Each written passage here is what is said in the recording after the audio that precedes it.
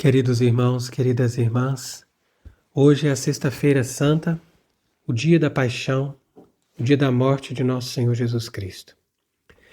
Então nós queremos hoje fazer esta meditação a respeito deste Evangelho que nós estamos lendo hoje, que é o Evangelho da Paixão segundo São João.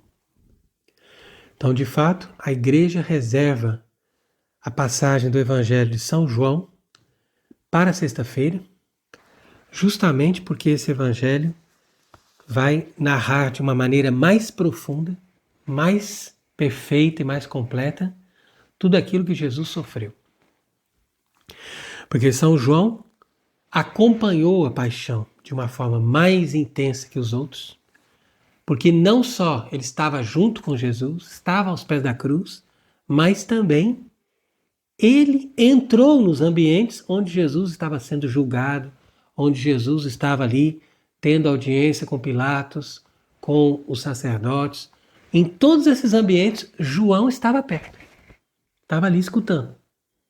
Então o interessante é isso, que ele participou de tudo, não teve medo e ninguém também implicou com a presença dele.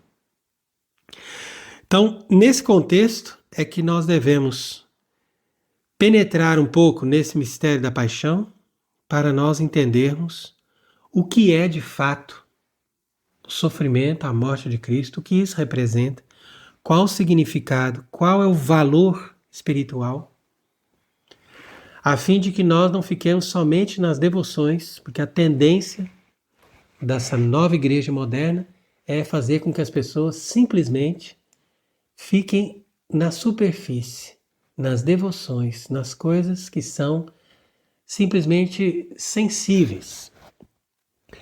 E com isso as pessoas não conseguem levar o entendimento para o intelecto e depois também não têm capacidade de levar essas conclusões do intelecto para a sua vontade. É por isso que as pessoas então não progridem na vida espiritual na medida que elas não têm nem sequer acesso a tudo isso. E é interessante que no mundo moderno a paixão de Cristo praticamente desapareceu. Antigamente as pessoas realmente celebravam a Sexta-feira Santa, viviam esse dia, viviam o peso desse dia, sabiam a gravidade de todos esses acontecimentos. E as pessoas realmente sabiam escutar, sabiam silenciar, sabiam deixar o coração se impregnar desses acontecimentos que são, na verdade, os acontecimentos mais importantes de toda a história do mundo. Não é à toa que o sol escureceu, que a lua perdeu seu brilho, que tudo ficou em completo caos, em completo silêncio. Porque a criação sentiu a morte do seu Criador. E as pessoas no mundo inteiro perceberam que aquele dia não foi um dia normal. Mesmo que eles não estivessem em Jerusalém ou que eles não soubessem o que estava acontecendo. Então, se nós hoje somos indiferentes à paixão, nós já damos uma grande vitória ao demônio.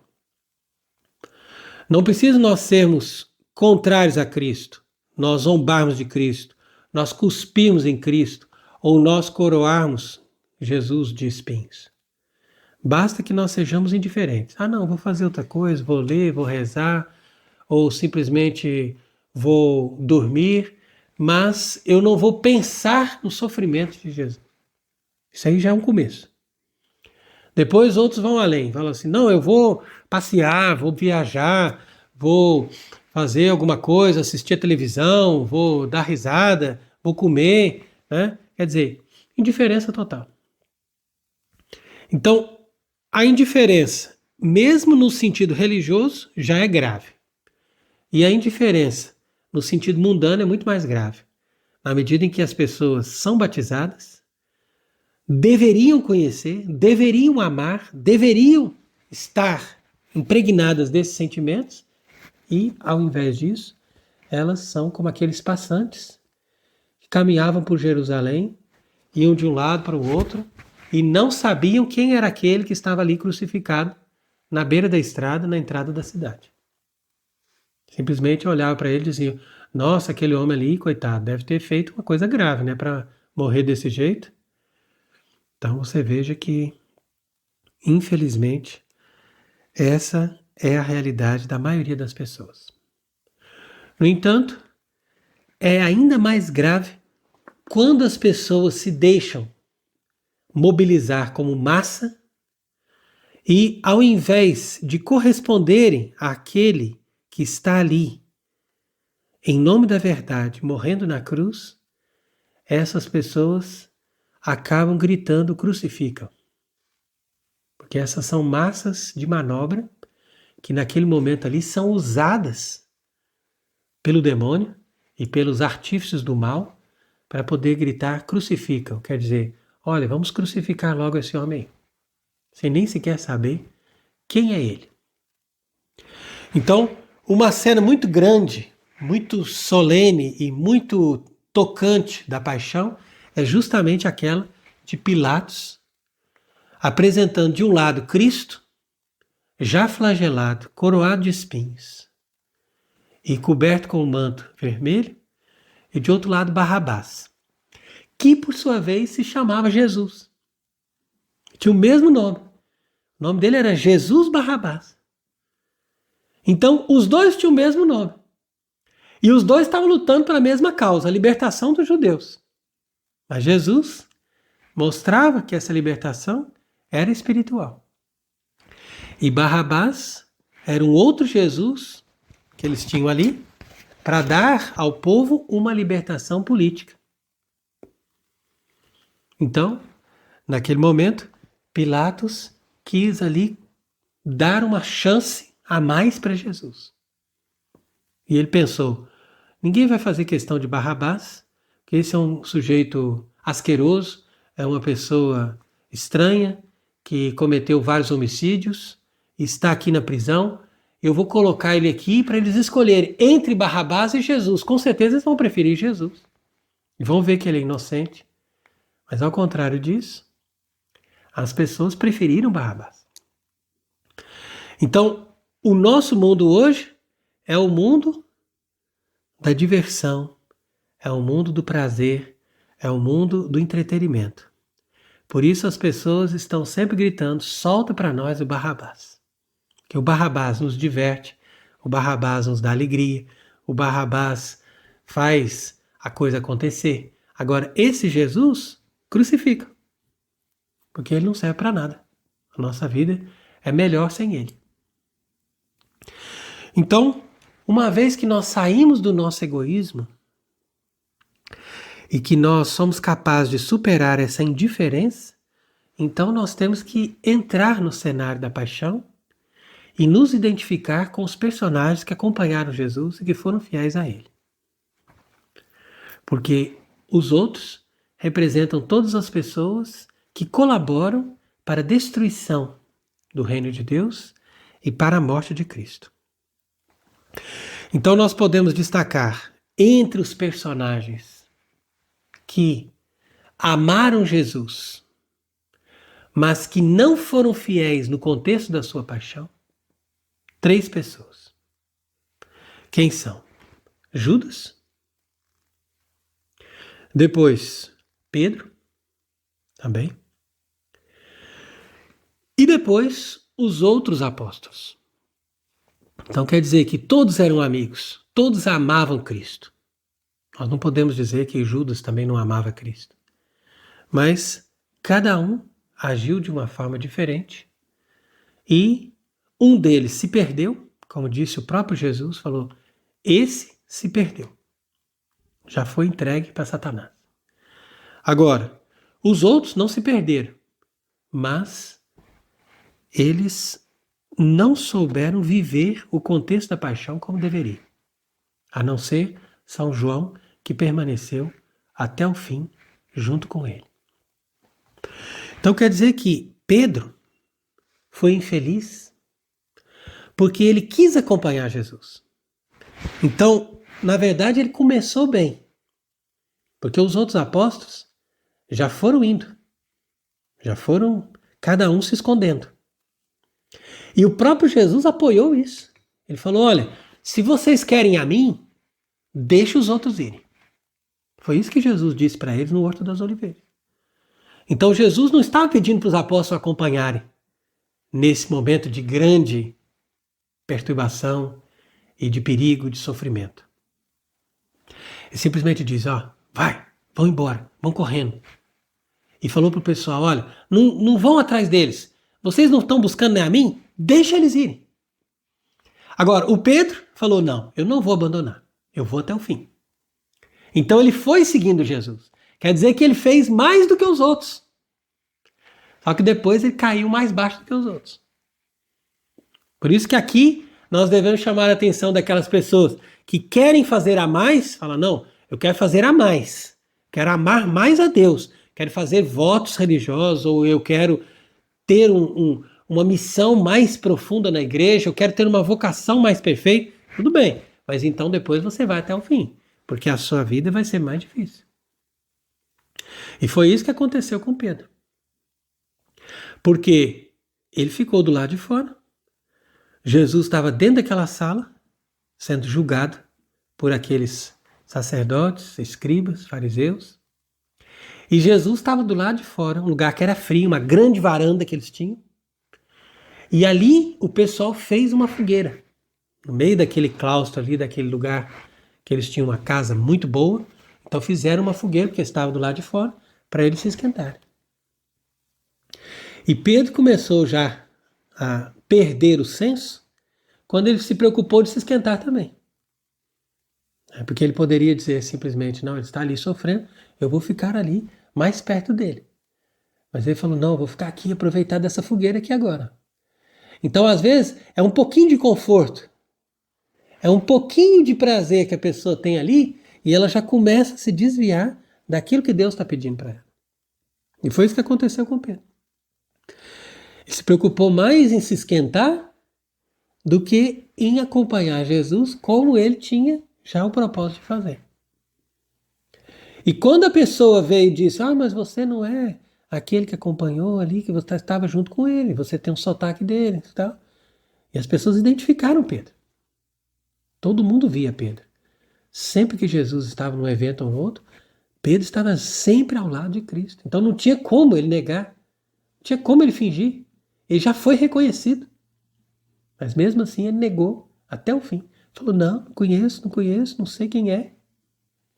Então por que você está aqui? O que você está fazendo aqui? Nós estamos aqui só os empregados da casa. Percebe? Ele já estava completamente fora de senso. Porque era evidente que as pessoas iam reconhecer e era evidente que ele só estaria ali para acompanhar. Mas mesmo assim, ele negou o seu Senhor. Porque ele começou a ficar com medo. E esse medo, essa coisa de apegar-se à sua própria vida, torturou São Pedro toda a sua vida. Ele só se sentiu aliviado o dia que ele foi crucificado de cabeça para baixo. Porque na hora que ele viu que ele ia ser crucificado, ele falou assim, nem isso eu não sou digno. Então me coloquem de cabeça para baixo, porque eu fiz as coisas invertidas. Eu devia estar indo para o inferno. Então, quer dizer que Pedro teve durante toda a sua vida uma contrição profunda desse pecado, de ter negado Cristo.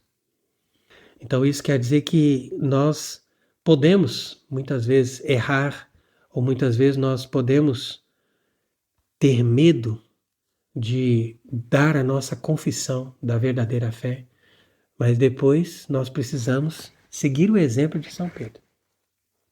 Exemplo de alguém que chorou amargamente e que fez uma profunda penitência, mais 30 anos depois daquilo.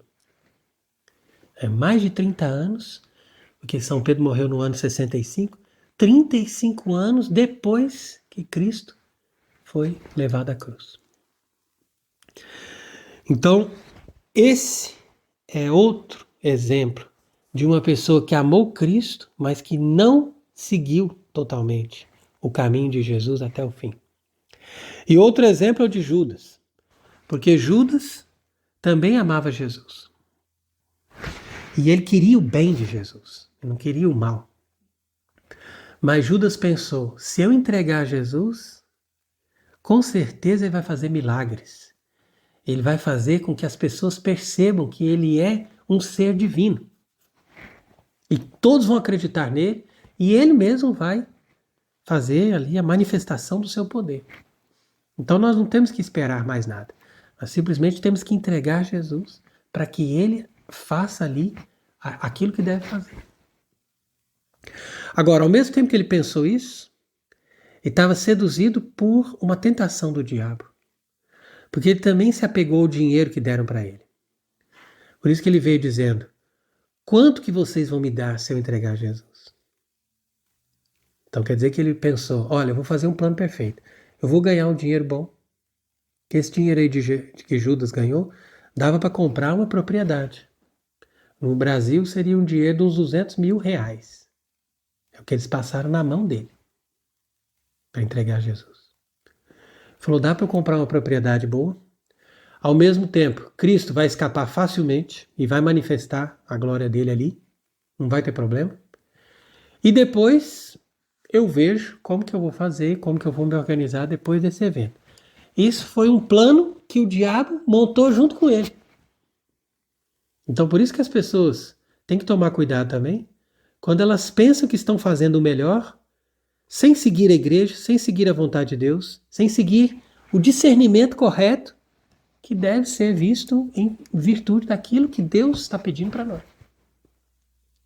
Porque senão a gente acha que a gente está fazendo uma coisa muito boa, como muitas pessoas que fizeram seitas, trabalharam a vida inteira por uma falsa igreja, por uma falsa religião, gastaram fortunas, tiveram vários esforços e trabalhos, e tudo aquilo resultou na traição e na morte de Cristo. Como foi o caso da própria Igreja do Vaticano II.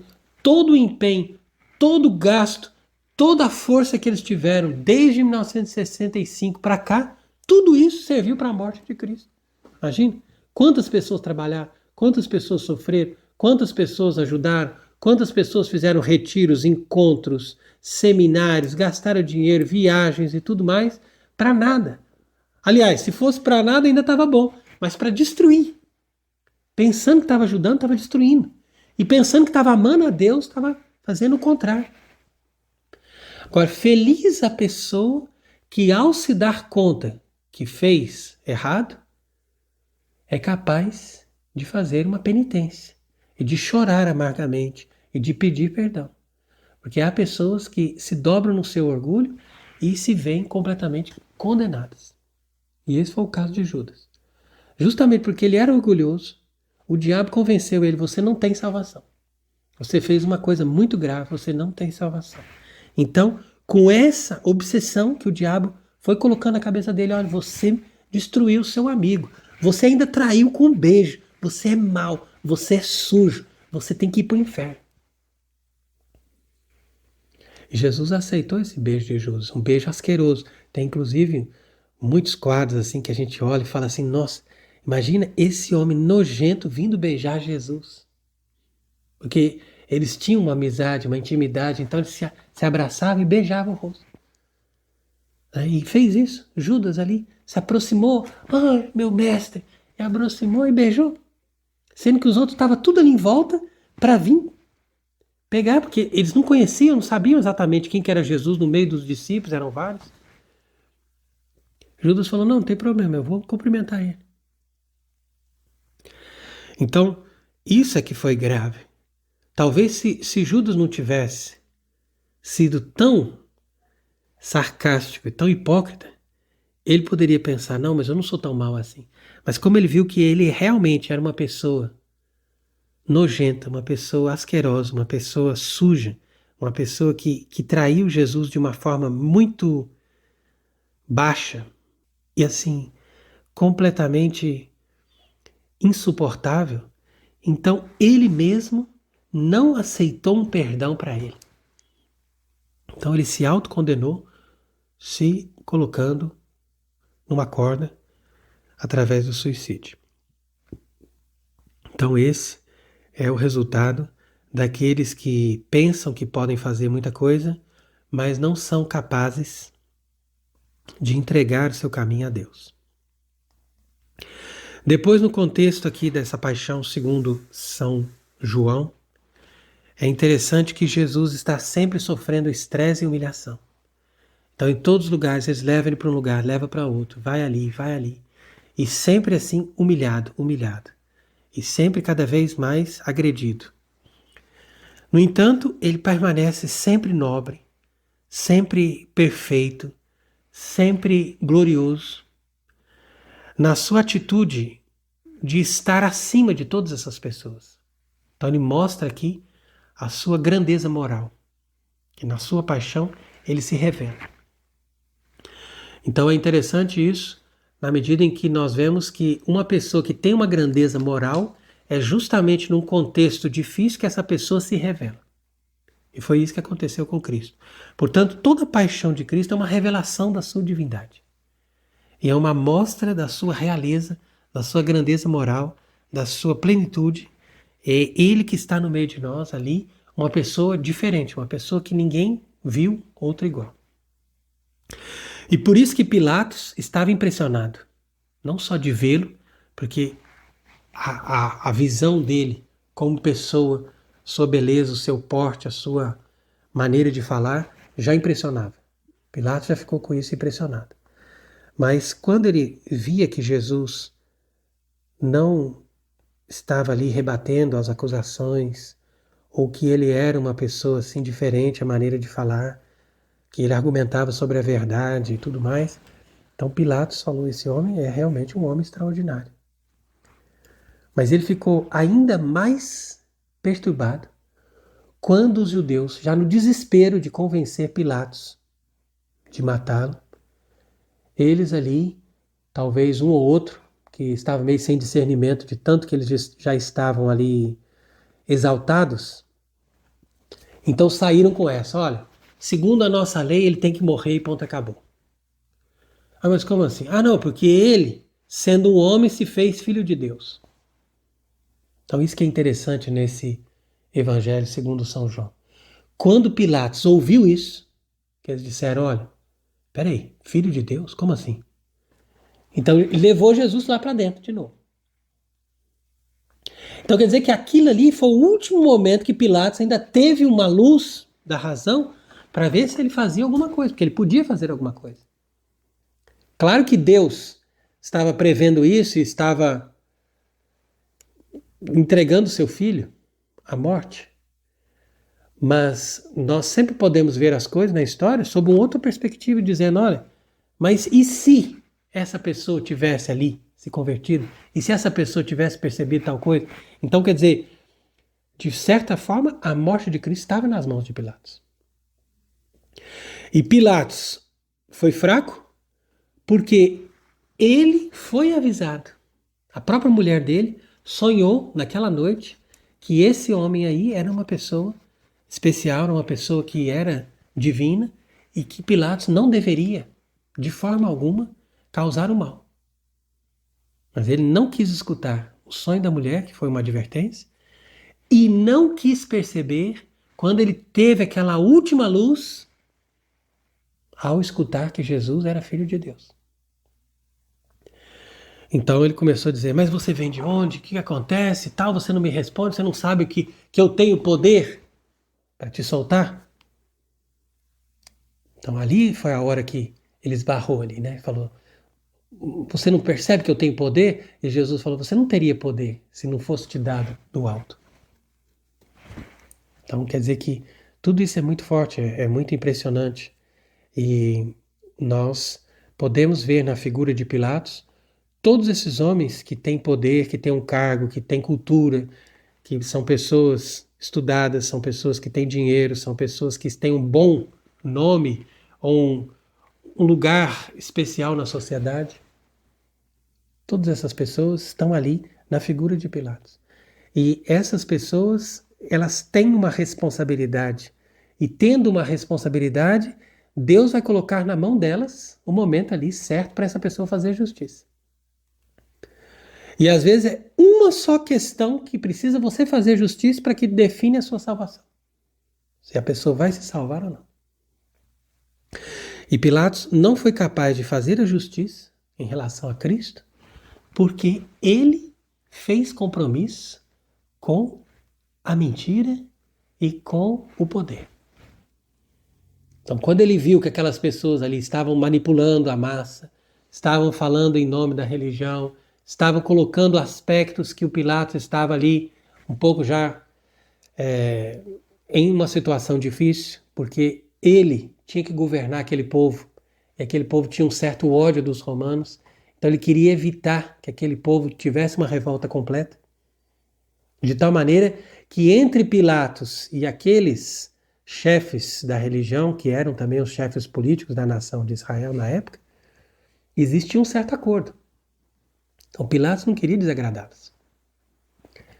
Mas ele percebia que ele não estava fazendo a justiça. E, portanto, ele não foi honesto. E por não ser honesto, ele também perdeu a sua salvação.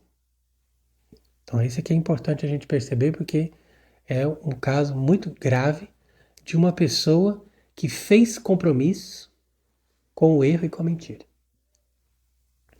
Agora, os piores de todos, sem dúvida, foram esses religiosos. Então é por isso que a gente tem que tomar cuidado com o orgulho religioso. Porque o orgulho religioso leva mais pessoas para o inferno do que qualquer outro pecado. Porque, de fato, quem matou Jesus não foi nem o Pilatos e nem a pessoa que veio ali com o martelo e com o prego para cravar Jesus na cruz. Mas quem matou Jesus foi aquele que disse: ele é réu de morte porque ele se fez filho de Deus. Então, esses líderes religiosos, eles tinham todos os elementos dentro da religião deles para aceitar Jesus como verdadeiro Messias e como verdadeiro Filho de Deus. Se eles conhecessem as Escrituras e se eles tivessem sinceridade de servir o verdadeiro Deus, eles teriam reconhecido o Deus deles por quem foi feito aquele templo. Mas ao invés de amar o Deus do templo, eles amaram o templo de Deus. E amaram mais o templo de Deus do que o Deus do templo. Por isso o templo foi destruído. Estão chorando até hoje a falta desse templo. Mas vão continuar chorando, porque esse templo é maldito para sempre. Por que esse templo é maldito? Por quê? Porque o templo foi feito para Cristo.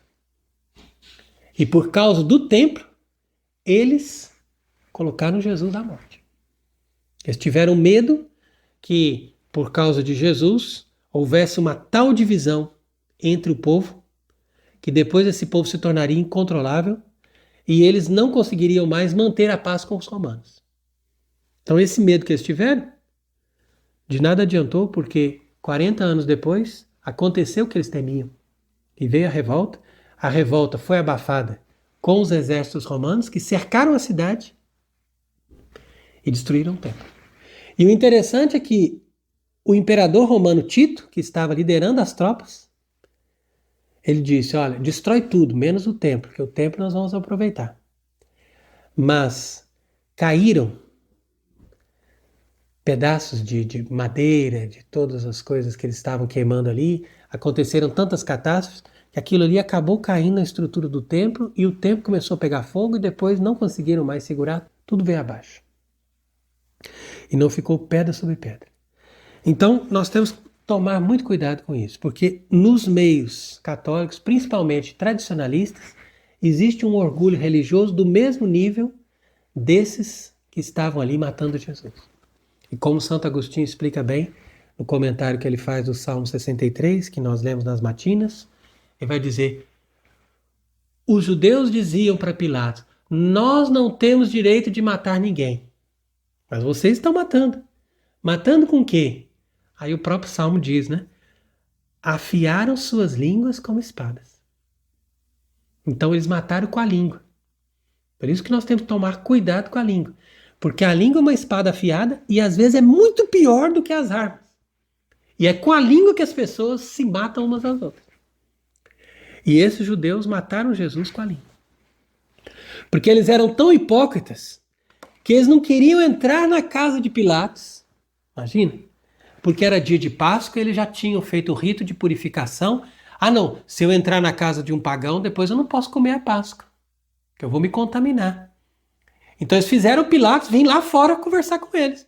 Falaram: não, Pede para ele vir aqui fora falar conosco, porque nós não podemos entrar na casa dele, ele é pagão, e nós não podemos nos contaminar para a gente poder comer a Páscoa.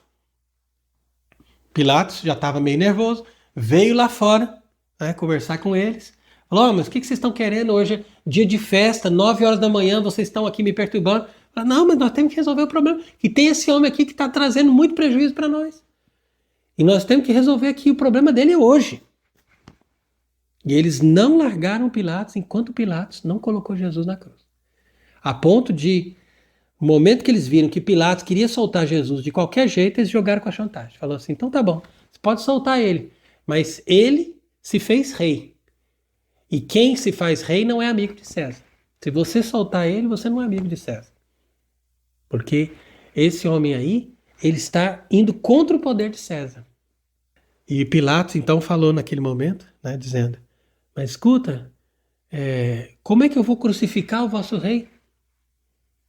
E essa é a frase mais forte que só tem no Evangelho de São João também, quando eles disseram, nós não temos outro rei senão César.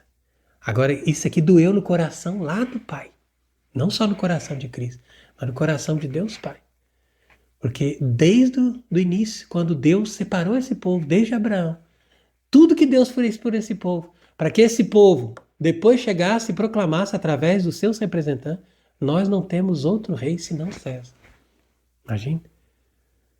E é por isso que Deus dizia já lá nos profetas, esse povo me honra com os lábios, mas o seu coração está longe de mim.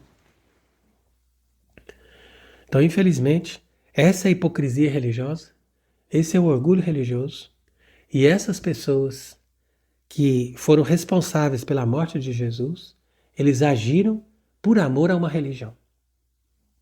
Então nós temos que tomar muito cuidado, porque quando nós falamos da paixão de Cristo, nós estamos falando de amor e de ódio. O amor caminha muito próximo do ódio. Quando uma pessoa ama muito uma coisa, mesmo que essa coisa seja sagrada e boa, é um perigo. Por quê? Porque essa pessoa pode se apegar àquilo que é sagrado, que é bom, mas que não é Deus. E por isso que São João da Cruz diz que nós não podemos amar nada além de Deus. E para amar Deus acima de todas as coisas, é preciso que nós saibamos ter a capacidade de perder todas as coisas por amor a Deus. E é isso que não tiveram essa capacidade, esses homens que promoveram a morte do nosso Senhor. E nosso Senhor estava ali, verdadeiro Deus, feito homem, e ao invés de adorá-lo, eles gritaram, crucifica. E é interessante que eles fizeram isso não só porque eles não podiam matar, porque é verdade que na lei deles, eles tinham pena de morte. Mas os romanos tinham proibido, falaram assim, nós vamos colocar uma lei para vocês não ficarem matando entre vocês aí, a lei de vocês não vale nesse caso de pena de morte. Então, enquanto nós estamos dominando aqui, só nós podemos dar pena de morte, vocês não. Então é por isso que eles falavam para Pilatos, nós não temos direito de matar ninguém, por causa da lei romana que impedia eles de aplicar a lei de pena de morte. Mas quando eles queriam, eles matavam. Porque várias vezes eles pegaram em pedras para matar Jesus, alegando que era o momento ali de aplicar a pena de morte por causa da blasfêmia. Mas por que no momento em que eles quiseram ali, quando Jesus estava preso, colocar Jesus à morte, eles fizeram questão de entregar Jesus a Pilatos? Porque eles não queriam só que Jesus morresse. Eles queriam que Jesus morresse na cruz. E só um exército forte como aquele dos romanos podia fazer uma pessoa ter uma tortura tão violenta como a da cruz. Falaram assim, não, nós vamos matar ele como? Nós vamos matar ele pela espada? Ou então matar ele com pedras? Isso aí não é suficiente para o nosso ódio. Nós queremos ver ele morrer na cruz, humilhado, nu, no madeiro ali, pregado ali, sofrendo essa tortura até morrer. Então eles fizeram questão de entregar Jesus para Pilatos. E o que aconteceu de pior ainda é que o Pilatos, no meio daquela confusão toda, achou que eles ficariam satisfeitos de ver Jesus flagelado. Então ele falou, não, já tem uma ideia para entregar para deixar esse homem livre. Eu não vou colocar ele na morte. Eu vou colocar ele para ser flagelado. Porque a flagelação era tão terrível, a pessoa ficava tão destruída, que o Pilatos, que era um homem pelo menos capaz de raciocinar e de sentir, falou: quando eles virem esse homem flagelado, eles vão dizer: não, tá bom, solta ele, ele já ganhou um castigo, já tá bom. Iam ficar com dó. Então o Pilatos, nessa burrice, nesse desespero de querer fazer compromisso, por isso que a gente não pode fazer compromisso. Quando a gente tem o poder e a gente tá ali na mão, é a justiça, é a verdade, ponto final. Tem que ir até o fim, pela justiça e pela verdade. O Pilatos falou: não, vou tentar agradar aqui, vou tentar fazer um compromisso. E nisso a coisa ficou ficando pior. Porque ele colocou Jesus para ser flagelado. Eles flagelaram ainda de uma forma pior do que o normal. Uma forma muito violenta. E ainda fizeram brincadeira com ele ali, de colocar uma coroa de espinhos, e dizer: não, já que ele é rei, então vamos colocar uma coroa para ele. E fizeram a coroa de espinhos, colocaram na cabeça dele e batiam ainda com paus para a coroa entrar mais na cabeça dele. Para zombar. Porque eram pessoas acostumadas a zombar. Por isso que a gente tem que tomar cuidado com essa coisa de ficar zombando, ficar rindo dos outros, ficar sempre gozando. Tem pessoas que ficam sempre gozando, rindo. Não, cuidado. Isso aí é a atitude desses animais que estavam ali crucificando Jesus. Não tem que ter sobriedade. Então nosso Senhor recebeu essa coroa de espinhos, que já não fazia parte de uma punição. É uma coisa inventada ali na hora para zombar dele, que fez ele ser mais atormentado na cabeça. Depois ser flagelado. E depois ainda não deu certo a estratégia de Pilatos, porque eles continuaram exigindo a crucificação. Falaram: não é suficiente flagelar, queremos que ele vá para a crucificação. Por isso que quando a gente vê o Santo Sudário, a gente vê ele coroado de espinhos, flagelado e crucificado. Nunca uma pessoa foi coroada de espinhos, flagelada e crucificada.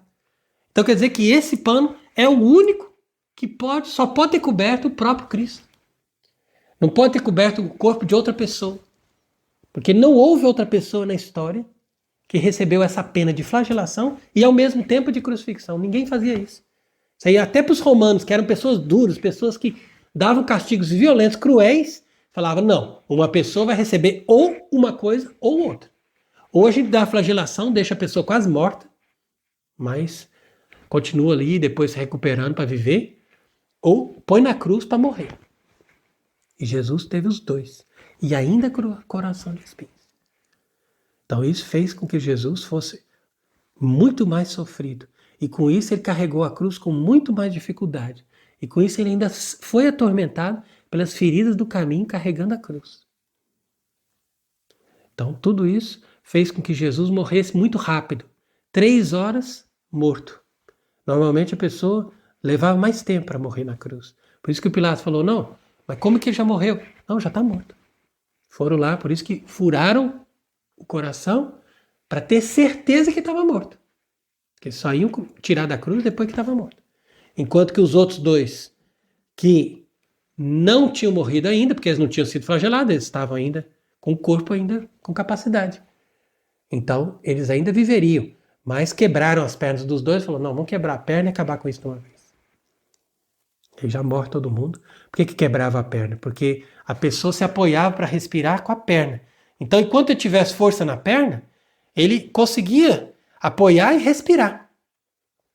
Mas na hora que quebrou a perna deles, eles não tinham mais como apoiar na perna. Aí eles já ficavam de pendurado pelo braço. Passava alguns minutos, nem 5 minutos, a pessoa morria asfixiada.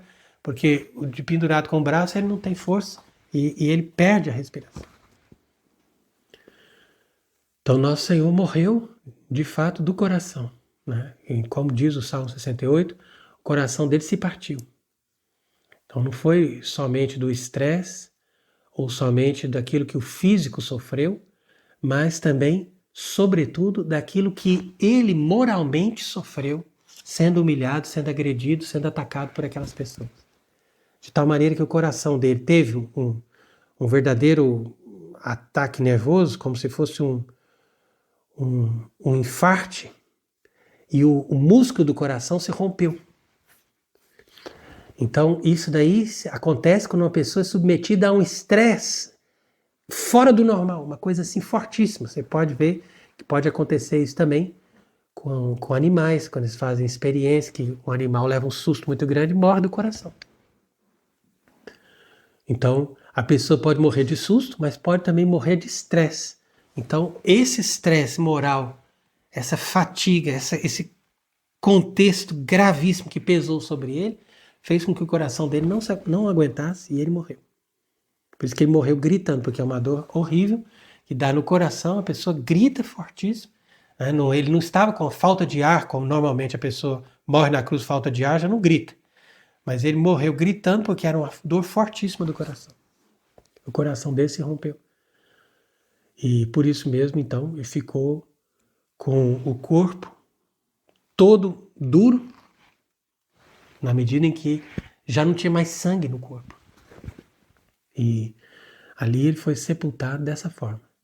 O corpo dele ficou totalmente imóvel e eles vieram ali, dobraram os braços e colocaram ele naquela posição no sepulcro.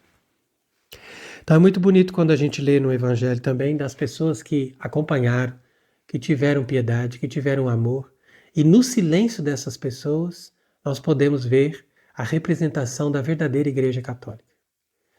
Então aqui nós podemos fazer aqui uma comparação bonita que coloca de um lado os religiosos que são apegados aos seus ritos ou à sua posição religiosa, representados por esses sacerdotes e fariseus. E de outro lado, juntamente com São João, Santa Maria Madalena, com a própria Virgem Maria, Mãe de Deus, e São José de Arimateia, e São Nicodemos, nós vemos ali um contexto de um grupo de pessoas, para nós vermos que a igreja não precisa ser constituída por muitas pessoas, mas basta que elas sejam fiéis e sinceras. A partir dali, Deus é capaz de fazer a igreja novamente. Então a Igreja Católica, ela se baseia nisso, nessa fidelidade, nessa sinceridade, para reconhecer a verdade, para reconhecer a justiça e amando a verdade, amando a justiça, não necessariamente você vai ser morto. Por exemplo, José de Arimateia não teve vocação para ser mártir. Ao contrário, ele mesmo chegou tranquilamente, olha, Pilatos, eu queria o corpo desse que foi crucificado, eu queria guardar para mim, porque ele era meu amigo e eu quero colocar no meu sepulcro. O Pilatos falou, não tem problema. Assim que eu tiver a confirmação lá que ele já morreu, eu vou pedir para tirar da cruz e você guarda, sepulta como você quiser. Então, aqui você percebe como que começa a igreja. Começou lá no Calvário. No momento em que eles pegaram o corpo de Jesus, envolveram nos lençóis, envolveram nos perfumes, e toda a vida da igreja começou em torno do corpo de Jesus, antes mesmo da ressurreição. Por isso que a Igreja Católica precisa ter o tabernáculo. O tabernáculo é onde a gente coloca o corpo de Jesus. E em torno do corpo de Jesus, a gente leva as nossas oferendas, os nossos perfumes, a nossa vida, o nosso amor, a nossa adoração, tudo ali em torno do corpo de Jesus, porque ele é a presença do Deus vivo na terra. Não tem como ter outro. Deus fez uma religião muito mais perfeita. Agora, precisava passar por isso. Por quê? Porque a nossa salvação tinha um preço. Jesus veio na terra sabendo que ele tinha que pagar esse preço. Ele tinha que pagar a dívida do pecado. E essa dívida somente com essa morte de cruz. Então isso daqui não tinha o que fazer. Ele tinha que morrer no estado do pecador, ele tinha que descer no fundo do abismo do inferno e dali ele esperar a salvação que vem de Deus. Então, por isso, nosso Senhor se revestiu não só da nossa natureza humana, mas como diz São Paulo, Deus o fez pecado. Quer dizer que não só ele carregou os nossos pecados, como diz Isaías 53, mas Deus o fez pecado porque ele virou realmente o bode expiatório. Aquele que eles colocavam lá no deserto para o demônio Azarel vir lá e destruir aquele bode. E isso acontecia todos os anos. Eles levavam o bode para o deserto e amarravam esse bode. E deixava o bode lá de noite. No dia seguinte vinha, o bode estava todo destruído. E toda vez acontecia isso. Todos os anos. Porque aquele era o bode expiatório. O sacerdote colocava a mão em cima dele e dizia, ó, Todos os pecados de Israel estão em cima de você agora. E o bode ficava lá amarrado, fora da cidade, lá no meio do mato, passando a noite sozinho. E o demônio destruía esse bode. Toda vez acontecia isso. Jesus foi assim. Ele foi destruído para expiação.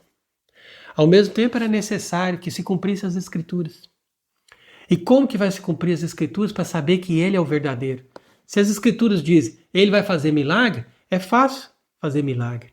Se as Escrituras dizem, Ele vai fazer isso, vai fazer aquilo, Ele vai morrer em tal lugar ou vai nascer em tal lugar, isso aí tudo é fácil da gente trabalhar, da gente dar um jeito de tentar cumprir, entre aspas, as Escrituras, dando um jeitinho para que tudo aconteça do jeito que está escrito ali. Agora, ele vai passar por isso, vai passar por aquilo, vai sofrer isso, sofrer aquilo, é muito mais difícil. Porque a própria pessoa que vê que as Escrituras vão se cumprir nele a respeito daquilo, ele não quer. Fala, não, eu prefiro não ser considerado Messias, nem filho de Deus, nem nada, do que sofrer tudo isso. Melhor fazer outra coisa. Né? Nenhum falso Messias ou nenhum fundador de uma falsa religião vai querer passar por tudo isso para depois ser considerado o verdadeiro Deus. Né? Ninguém vai querer isso. Porque o que vai adiantar? Depois eu vou estar morto. E depois, depois de toda essa morte aí, eu ainda vou ser considerado um errado, uma pessoa que fez um erro. Não adianta. Então, ao contrário. Cristo só passou por tudo isso porque ele tinha certeza da vitória sobre a morte. E, ao mesmo tempo, porque ele sabia que, passando por tudo isso, ele nos daria uma certeza de que ele é o verdadeiro Filho de Deus. Porque tudo se cumpriu a respeito dele. E quando os judeus liam as Escrituras, falavam, quem que é esse coitado aqui que vai ser humilhado, que vai ser como uma ovelha ao matadouro? Ou quem que é esse coitado aqui que vai dividir as vestes dele e ele vai ser abandonado ali e vai vir tantas pessoas maltratarem ele, cuspirem nele ou falarem mal dele? E eles nunca associavam essa pessoa que estava presente em todos os livros da Bíblia com o verdadeiro Messias e muito menos com o Filho de Deus. Mas é por isso que nós devemos entender que a paixão revela e ilumina, porque mostra o sentido de todo o Antigo Testamento e ainda mostra que através da dor e do sofrimento nós podemos revelar a paciência e o amor de Deus. E uma vez que nós vemos aqui no Evangelho de São João a revelação da paciência e do amor de Deus, nós podemos confiar em Deus, porque apesar dos nossos pecados, nós sabemos que Ele teve paciência e amor para redimir os nossos pecados até o fim. Então, queridos irmãos, queridas irmãs, nesta Sexta-feira Santa, nos refugiemos no Sagrado Coração de Cristo, aberto pela lança, e encontremos ali o nosso refúgio, para que apesar dos nossos pecados, da nossa indignidade e da nossa total incapacidade de encontrar o verdadeiro Deus, Ele veio ao encontro de cada um de nós. Ele buscou a ovelhinha perdida e Ele, através da sua morte de cruz, venceu o lobo dominador, venceu o inimigo e destruiu a morte para que nós possamos ter a esperança não só de vida eterna, mas de uma vida eterna plena junto de Deus que nos criou. Que Ele seja bendito para sempre. Amém.